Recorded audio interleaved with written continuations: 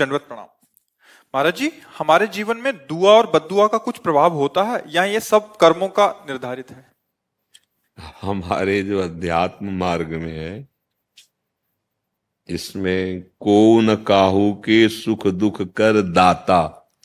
बद्दुआ से दुख होता है, और दुआ शब्द का मतलब आशीर्वाद ही होगा।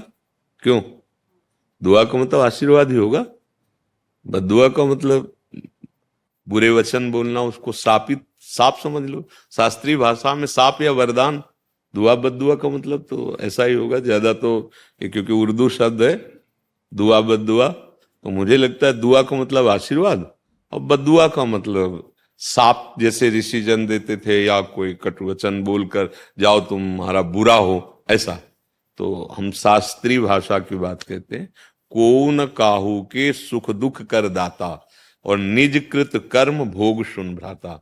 कोई किसी को सुख दुख नहीं देता, अपने कर्म ही अपने को सुख दुख देते हैं। जैसे आप यहां चल करके आए, भावना कि भगवान के दास, जो भगवान के स्वरूप, भगवान के निज जन, आज हम संत दर्शन करेंगे, आज संत संग करेंगे। आपका सच्चा कर्म बन रहा है, आप भाव से आ रहे हो, आपका मंगल होगा।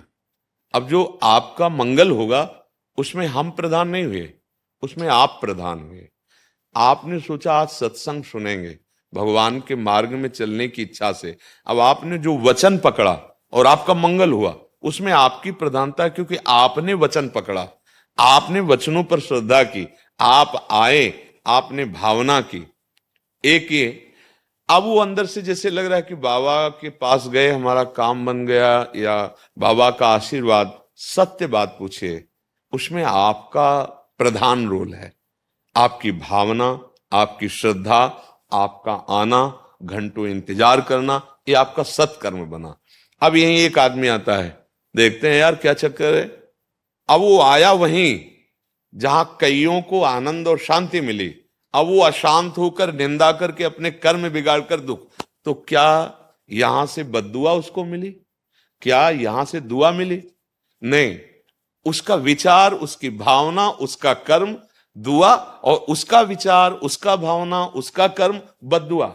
उसका कर्म ही उसे वैसे बन गया। नहीं तो भगवान सबके हृदय में आनंद सिंधु विराजमान है, फिर दुख क्यों? स्वयं भगवान सबके हृदय में विराजमान है, जो आनंद समुद्र है। गोस्वामी जी लिखते, सबके हृदय अछत विकारी, पर सकल जीव जग दीन दुखारी। आनंद सिंधु भगवान सबके हृदय में विराजमान, फिर दुख क्यों हो, चिंता क्यों हो, शोक क्यों हो, भय क्यों हो? क्योंकि हम भगवान का भाव ही नहीं मानते। मनमानी आचरण करते हुए ऐसे कर्म कर रहे हैं जो हमें दुख प्रदान करे, चिंता प्रदान करे, शोक प्रदान करे। हाँ, भगवान के आश्रित होकर हम ऐसे कर्म कर रहे हैं जो हमें सुख प्रदान करें, निश्चिंतता प्रदान करें और भगवत आनंद प्रदान करें। मुझे लगता है पूरे जब हम फाइनल पे पहुंचते तो अपना ही कर्म सुख और दुख देने वाला है। कहे नहीं हमारे ऊपर गुरु जी की बड़ी कृपा है, तो वो कृपा तब हुई ना जब आपने श्रद्धा की, आपने वचन माने, आप उनकी शरण में गए, आप उनकी बात के अनुसार चले। तो इसमें मूल कौन हुआ? आप हुए। अगर आप ना माने, आप अश्रद्धा करें, तो भला फिर कोई बदल के दिखावे? नहीं बदल सकते।